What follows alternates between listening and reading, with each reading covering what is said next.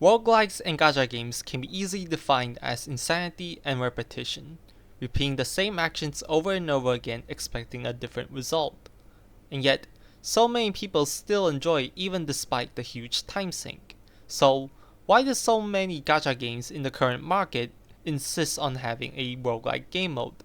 Is it really just to have players log in to sink a bunch of time into the game, or to provide a different experience from the usual daily grind? And why do so many of them fail to be an interesting roguelike? So in this video, I selected 3 gacha game roguelikes that I played enough with to form an opinion, and show you what they did great with and what they did terrible with, starting with the one that started it all. So Arknights has a roguelike game mode called Integrated Strategies, IS for short. It can be considered as the granddad of gacha roguelikes. Originating called Kyobei Fungi Mist, it was released all the way back in 2020 on the CN server, and the players loved it. Even despite its very prototype design, players wanted more of it. It brought a completely different way of playing the game while still being true to its core gameplay, being a tower defense.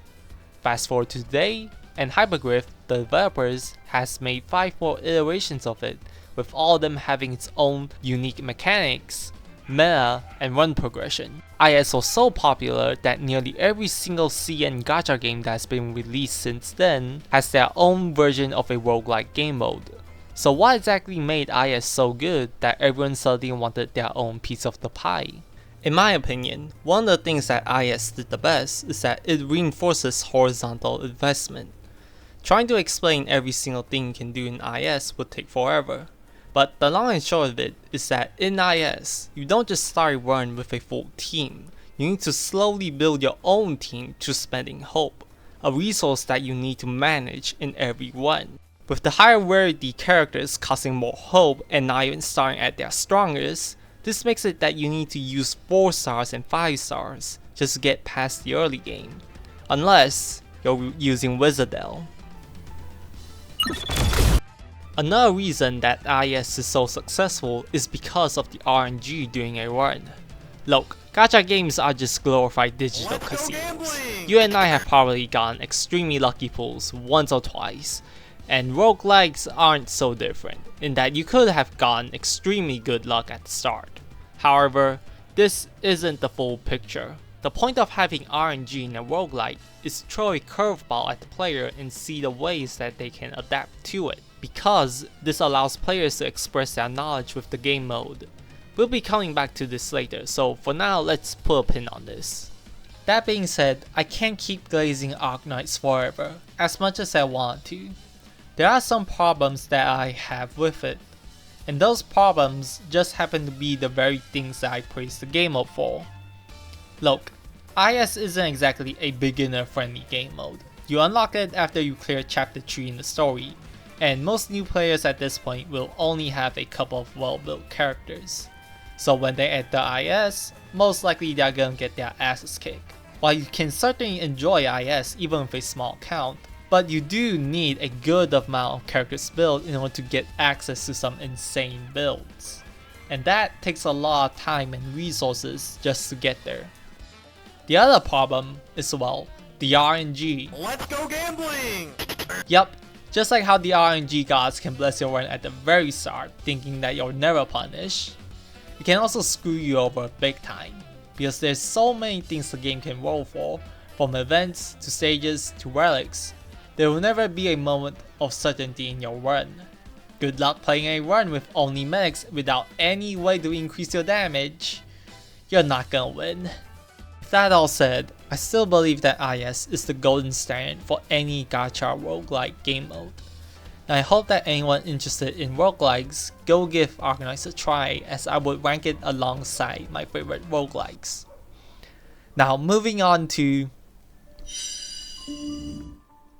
Honkai Star Rail, a game that I once formerly enjoyed, before being done in by the rampant power creep and not providing an interesting story, at least to me. Alright, I'll stop being around the bush and start talking about its roguelike. First off, I'll only judge HSR with Divergent Universe and not the other variants of it, because it is the only one that gets updates, and the devs seem to be basing future variants of the roguelike off from DU, but that's just speculation by me. However, the points I'll make still apply to the other variants, so the good things. I like that HSR is a little bit more player accessible than Arknights is, as not only do you start off with all your characters at their very best, but you can also just run a single team and clear all there is the game has to offer, even at max difficulty. And it does bring some interesting mini games to the table. However, that's about it. HSR's roguelike just doesn't really do anything too outstanding. It has all the essentials to a good roguelike, being RNG, difficulty, decision making, and interesting relics. However, it's just missing out on something that makes it really good, and I can't really put a finger on it. So HSR players, let me know in the comments on why do you play HSR's roguelike. Alright. Admittedly, I don't have much of anything good to say about HSR. I do, however, have a good amount of problems to say. And the biggest problem that I have with the game is that it gives you what is essentially soft builds with its equations and path system. The game just gives the player a mode and asks them to fill in said mode. Oh, you didn't get the blessing that fits your path? Well, sucks to be you, time for your damage to fall off the face of the earth. Normally, this problem is fine by itself, however it's compounded by its second problem, its difficulty. You see, at higher difficulties, not only does the enemy hit harder, but they also literally become HP sponges. And this is very apparent during boss fights and conversion nodes, where the length of these fights can start to drag on for 20 minutes while you're stuck there repeating the same actions over and over again, like I'm going crazy. Crazy? I was crazy once, they locked me in a room. With that all said, I still don't think that HSR's roguelike is the worst thing in the world, as I can see that the devs did put some thought into it with its blessing and curios, but not anything mind-blowing or worth returning to, even with newer characters. And with that, time to move on to our final game. And oh boy, many people aren't going to like it. So Wuthering Waves has 3 different roguelike game modes, being Elusive Realm, Dreaming Deep, and Fantasy of Thousand Gateways, with only 2 of them being available as of this recording. And I'll be honest, all of them, in my opinion, suck. While my full thoughts on it will be its own separate video, for the purpose of this one, I'll be keeping it short. Firstly, the positives. I like the fact that you don't need a well-built account to really enjoy the game mode. Anyone can easily pick it up and have fun. Your character's levels, gears, and skills simply don't matter. Heck, you don't even need to pull all the characters, as WuWa provides a good amount of trial characters for you to play with. And the other good thing is that just like its combat being fast paced, each run only lasts for about 20 or so minutes. However, that's about all the unique and good things I can say about WuWa's roguelike. Its shortcomings though are really bad. So let's begin. First off, WuWa shares almost the exact same problems that HSR has, namely giving players a fucking soft build. If you can't tell, I don't like them, because it boils down to whether or not does the relic element match up with the echo that you pick. And its second problem, the difficulty, or the lack thereof.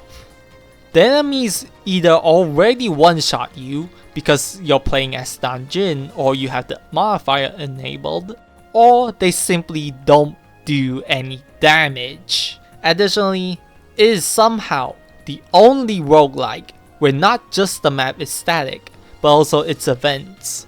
Imagine playing a roguelike, a genre all about randomness, and no one run is the same, where you can accurately know what enemies and events that you'll be seeing. With that all said and done, there's actually one big crucial thing that the majority of gacha games fail to do, and something that only Arknights has done, and that is the sense of personal growth. In an interview with the lead designer of Integrated Strategies, William, he said that the sense of achievement can be divided into two types. One is the systemic progression most common in roguelikes built with current engines. The further you play, the more numerical buffs and skill effects you acquire, becoming progressively stronger. The other is the intellectual growth. Take the Rogue for example. It has almost no meta progression, yet it kept its players hooked because they get to experience the satisfaction of understanding the game mechanics better. I want to put some emphasis on the intellectual growth part. In the majority of gacha roguelikes, they only give you the former one, where you just do bigger numbers the deeper your run is, while completely forgoing the intellectual part. It's hard to explain it as it's just something that you learn intuitively, so I'll try my best to explain it. Remember what I said earlier where RNG is there to throw a curveball and run? Yeah, let's revisit that.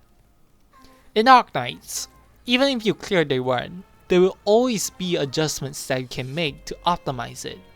A choice that you could do to turn a bad run into a good one without the reliance on good luck. Making do with what you have. This can be easily seen in roguelikes such as Balatro and Darkest Dungeon, where good players know how to mitigate the downsides of RNG. But because this video is all about gacha roguelikes, I'll give my own anecdote for Arknights IS sake, so spoilers for that. Almost all my runs managed to make it deep, but failed because of skill issue. And the reason why that happens isn't because the early game is easy. No, it's quite the opposite. But because I learned the game's mechanics, I also learned how to navigate it with the tools the game has given me. There's nothing that gives players a bigger sense of joy than understanding the game's mechanics intuitively, because the path forward in roguelikes will always be covered in uncertainty. There will always be something that disrupts the player line. However, if the player can overcome that obstacle through understanding the game and not through brute force, then you already have created a solid foundation of a roguelike. And that's why Arknights has the best roguelike game mode in the current market. If you made it to the end of the video, thank you.